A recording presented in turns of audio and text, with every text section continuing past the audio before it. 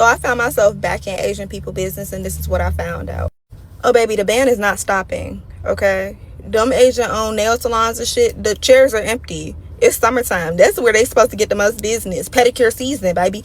They have no clients. It is not racist to boycott Asian businesses when so many Asians are more outraged and vocal about boycotts than an unjust verdict about Cyrus Carmack Belton due to racial profiling. And that says a lot about where people's priorities are at.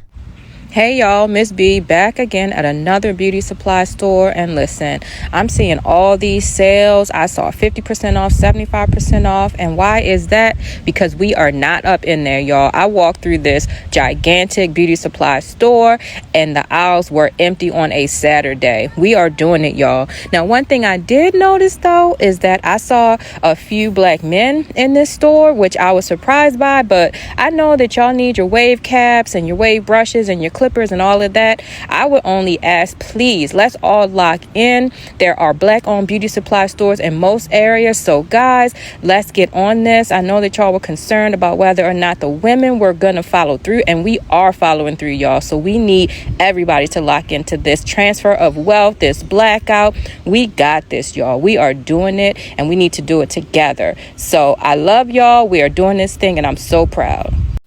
Hi guys, welcome back to our channel. In case you're new here, my name is Maren. And I'm Maureen. Right, so in today's episode, we're going to be reacting to videos of Asian Americans who accuses Black Americans of being racist because Black Americans decided to boycott their businesses. Right, and you know, more often than not, I usually hear on TikTok people say that when you start establishing boundaries, especially with people who had gotten used to you being a certain way, they start finding you disrespectful, or in this case they accuse Black people of being racist. But do you really think this is a matter of racism, or do you really think this is a matter of people finally realizing the boundaries that they had drawn, and they're beginning to take back their boundaries? Right guys, let's watch what is happening and then we come back and talk about it. You can let us know your thoughts and opinion in the comment section. Also consider subscribing if it's your first time here. Let's watch and then we come back.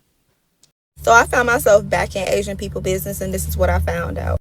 Oh, baby, the ban is not stopping, okay? Them Asian-owned nail salons and shit, the chairs are empty. It's summertime. That's where they supposed to get the most business. Pedicure season, baby. They have no clients. Now they all on the internet crying about how their salons are empty and how nobody's getting their nails done, nobody's supporting these businesses, and how it's racist and everybody's anti-Asian. But let me explain something to y'all, okay? I want to make sure that I'm 110% clear, so that way I'm going to talk real slow so that way y'all understand me, okay? Because I understand that comprehension is not a skill that everybody has. People do not want to support your business, not because they don't like Asian people and they're anti-Asian. They don't want to support your business because they're tired of being racially profiled as soon as they walk into the door. All right? They're tired of feeling like that every time they go into y'all salons and, you know, go to y'all hair supply stores, you're following them around and, you know, you laughing and joking and talking shit in different languages and Vietnamese or whatever the language y'all are speaking. They don't feel welcome. That's why they don't want to support your business. This whole situation with Cyrus was the straw that broke the camel's back. It was already coming. Like I said, I'm going to speak real slow so that way everybody understand what it is that I'm saying, okay? So, for you to try to shift the blame and say, well, don't buy nothing from China, and that means that y'all need to just start growing y'all hair and stop buying that wigs and weaves from China and whoop. How are you claiming that someone is being racist to you when you are being microaggressive all in the same breath? Okay, it's like you don't know if you want to be the victim or the villain in this origin story. And the problem is that y'all want that proximity to whiteness. But let me explain something to you. Unless your skin is pale white and you are white, you will never be white. Okay, baby, they don't look at you as one of them. You are still a minority. You are still a person of color. And the fact that you use that as a pedestal to put yourself above other people of color because your skin's just a tiny bit lighter is a problem. It's deep in y'all community, and that's something that y'all need to work on. But all this crying on the internet, it need to stop because we don't give a fuck. I just seen this Asian dude say they need to make 14 to 16,000 at his restaurant in the next 2 days. Damn, that's or his ass is going out of business. You feel me? Niggas is borrowing money to make payroll. Yeah, I know. $4,500 every 2 weeks. It happens. I know. Still got rent. Still got car notes. Still got a whole lot of them bills is piling up. Them bills is piling up. Did I not say this? What happened weeks ago? I did. I love to see it. I love to see it. I'm not saying I love to see them struggling this shit. They people should be supporting their people. You feel me? Facts. I agree with Meanwhile, black business is booming. Booming. I'm seeing hella people saying that their business has been doing numbers in the black community. You feel me? I said that income was gonna drop, and it did. It's basically non-existent. Can't even make payroll. This is going out of business. But yeah, I love to see my people say they gonna do some shit and actually do that shit. Ooh, it feels amazing. As a business owner, I hate to see any business suffer. Let me say that, because I know how hard it is, and I know how much money you have to put into your business to get it out the ground. For the first few years, you're going to take losses. You know what I mean? So when you finally get a point where your business is making money, you're happy, you're excited. It's like a dream come true. In this case here, with the Rick Child incident with the Asians having to go, a lot of Asian mom and pop Asians going out of business, I don't even think it was the Rick Child verdict that really did it then. You know, although a lot of black folk were disappointed in that verdict with Rick Child and Cyrus Belton, Carmack Belton, I think what really did a lot of the Asian businesses in was when the lady and the guy came out and they pretty much threatened and doubled down on some stuff. And they challenged black community. And then the black community was like, okay, we'll show you how our ancestors did with the Montgomery boycott. And so that's what's going on right now in the Asian community. And a lot of people a lot of these Asian restaurants or Asian business that was month to month, can't make payroll and can't make rent. And they are starting to go out of business. I saw 3 within probably a 10-mile radius of my home that went out of business. So it is what it is, but like I said, I hate to see any business go out of business knowing you to put your lifelong blood, sweat, and tears in it to get that business up. But it is what it is. Let's move to the next one. I've been saying this for years, but as Asian Americans, anti-blackness is holding us back. I remember 6 years ago, a then Yale student, Eileen Huang, published an op-ed in which she explicitly called out our community's refusal to speak out against the systemic injustices that black Americans have been facing in this country for centuries. And this op-ed went viral in the WeChat parent groups. Not for a damn good reason though, because the responses overwhelmingly were along the lines of, oh, your parents sacrificed so much, how could you say this against your own people? Basically framing the author as a traitor against their own community for speaking out against a very valid problem. Now, keep in mind, these people are professionals, PhDs, people who have been experts in their fields for decades, yet at the same time, not being able to hold 2 truths at once and immediately getting defensive. You can speak out against the anti-Asian racism and violence that people have faced in our community for centuries, while also recognizing that the Asian American identity is built upon being settlers in this country, a country that's fundamentally built upon the theft of indigenous land and the exploitation of black and brown bodies and labors since its foundation. You can be part of a community, love it, and be proud of your heritage, while also being able to criticize its flaws and wanting it to change for the better. Because being a full member of a community is not blindly defending it. That's tribalism. Being part of a community is being able to recognize and speak out against its flaws so that it can become a better community built upon love. We spend so much time debating Wasian meetups or the definition of ABGs, but when it comes to the shit that actually matters in today's world, mass surveillance, police brutality, genocide, deportation that ultimately affects us as well, we are nowhere to be seen. We have not shown up consistently. We have not shown up. And honestly, even we've made shit worse at times by continuing to peddle these stereotypes and continuing to buy into the model minority myth. We have so many people in this digital world with influence and with a platform, and yet we have no collective sense on how to effectively combat anti-blackness in our community. That's absurd. Because the more we talk about, oh, it's us versus them, it's red versus blue, that's where the people in power want us to be, and they have us exactly where they want us to be. Because the more we talk about this shit, the further we get from recognizing that it's actually top versus bottom, from actually building class consciousness, let alone class solidarity, which is what we desperately need right now. Whenever racism is brought up in the Asian American community, there seems to be this knee-jerk reaction to say, well, we're not racist, but we have a lot of racism perpetrated against us. And there's this immediate defensiveness to say, well, I've experienced so much racism in my life and you just don't understand it and you're trying to silence me right now. As if acknowledging that there is anti-blackness in the Asian community is somehow invalidating any discrimination or racism that individual Asian people have experienced in their life. I think there's two parts of this that are interesting to me. One is something I've talked about before, which is that a lot of people in the Asian community don't have the same awareness that, yes, we are people of color and that we do face racism and prejudice, but in very different ways than members of the Black community do. The second part of this is I wonder if some of this defensiveness is coming from the ways in which a lot of us were socialized and raised to not rock the boat, to be quiet, and to just kind of take whatever it is that's thrown at us. And now that we are adults and we have platforms and we can talk to cameras, a lot of us are really embracing that and really making up for lost time in terms of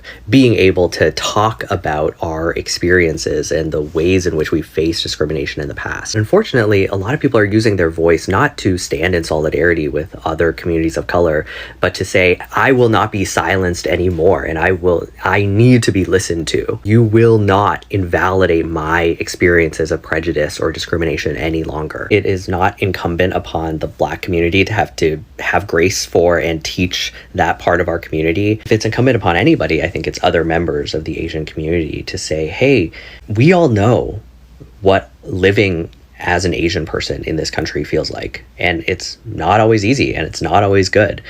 But the ways in which racism is perpetrated against members of the Black community is also very different than what we feel. And we just don't know what that's like. And that acknowledgement in no way undermines or threatens your understandings of the racism that you have faced. We can talk about how Rick Chow's acquittal was a manifestation of the racism in the criminal legal system, and that the Black community's outrage over it and what they're calling for is a normal and understandable reaction, while also acknowledging that yes, Asian people do face discrimination and racism too, and that our common goal should be to dismantle the white supremacy that is at the root of all of this. It is not racist to boycott Asian businesses when so many Asians are more outraged and vocal about boycotts than an unjust verdict about Cyrus Carmack Belton due to racial profiling. And that says a lot about where people's priorities are at. When the verdict was announced, many people, including myself, were grieving and expressing how disappointed we were. Only a few Asians spoke up, 10 max. Instead of holding space for that grief, many Black people were met with anti-Black comments such as dehumanizing Cyrus by calling him a thug or a monkey, bringing up Stop Asian hate crimes to justify the verdict despite having no connection whatsoever, and perpetuating racist stereotypes of Black people. So if you combine the fact that many people feel justice was not served, Rick Chow is a free man, not enough Asians were speaking up about this verdict, and Black people were receiving an immense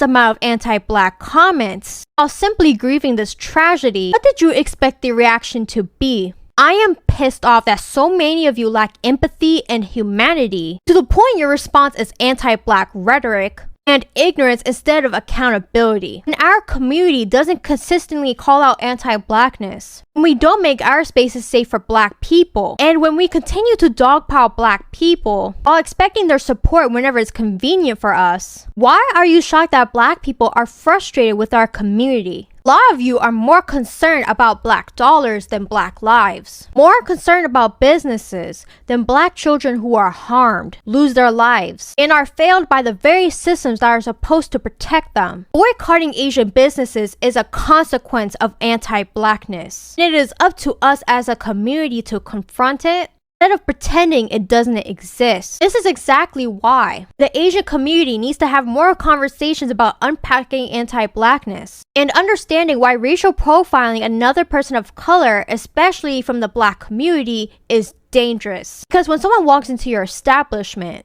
your first thought should not be racist stereotypes attached to the color of their skin. Your first thought should be that they are a customer and a human being. And if we can't even do that much, then we shouldn't be surprised when people keep calling out anti-blackness within our community. So I don't give a rat's ass what any of you have called me these past few months. Self-hating, anti-Asian, pandering to the black community. I really don't give a fuck. My priorities will always be with humanity, accountability, and justice. If you truly care about solidarity between our communities, you will spend less time complaining about boycott and more time confronting the anti-blackness. Help create this situation in the first place.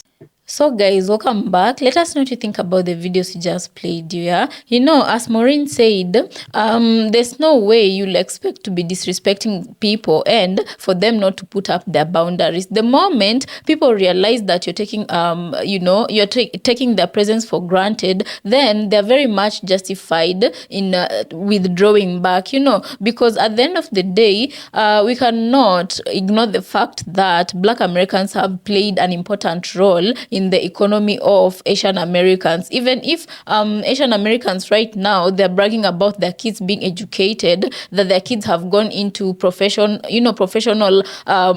jobs, you know, where did they get that money? It's the beginning of the support that they were given by the Black American community. Right, and my thing is this, I've always said that in as much as the Asian community is loudly calling out what is supposed to be racism towards them from the Black American community, I wish they could be also as quick to call out the racism in white community when it happens, because this is one particular group that more often than not you'll find are very, very quiet when a white person does something, and when a black person does the same thing, they will come out to crucify the very black community. Right, I do remember there was a time, just I don't know, sometime this year, right? There was a story that was going viral where a woman who is half Asian, half white, right? She came onto the internet and she started talking about how it's very weird for her to go into their own stores and then meet white people there,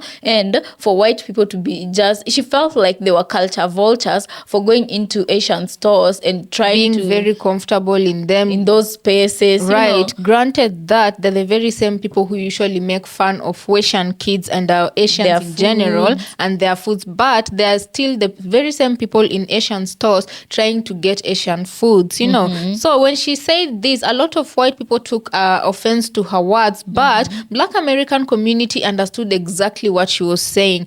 What was the Asian community saying, you might ask? Very few people supported her, but most were crucifying her, telling her that white people had just as much right to enjoy their foods the same way they themselves are allowed to enjoy their very same food, you know. Right. So when it usually comes to matters race, I do feel like for the most part, although I stand to be corrected, for the most part, Asians choose to turn a blind eye to what white people do, but they will never turn a blind eye to what Black Americans do, even if whatever Black Americans are doing is making sense and with good reason. Right, and that is why things like buy quickly and get out became very popular. These are things that Black Americans are way too familiar with because they've experienced it, their generations have experienced it, the people before them experienced it, you know, their grandparents experienced it from the Asian community, right? And honestly, it's understandable because some things honestly have not changed despite it being, I don't know how many, Latasha Harlings happened, was it 35 years ago? Yet, you're dealing with another very similar case that has only just happened recently, yeah? So, you see, these are the kind of things that need to be talked about in order for change to come up, you know? And if Black Americans feel like their communication is not being heard, then it's well within their rights to do what they feel like is gonna be loud for the Asian community to hear, and that is boycotting their businesses. Hopefully, I hope that this is a learning lesson for the Asian community, because one way or another, you cannot be expecting things from people, yet what is expected from you, you're not doing, yeah? Right. So guys, let us know what you think about this episode down in the comment section. Also consider subscribing if you're new to our channel, but remember to also subscribe if you're new to our channel. We'll see you on our next episode. Thank you so much for watching.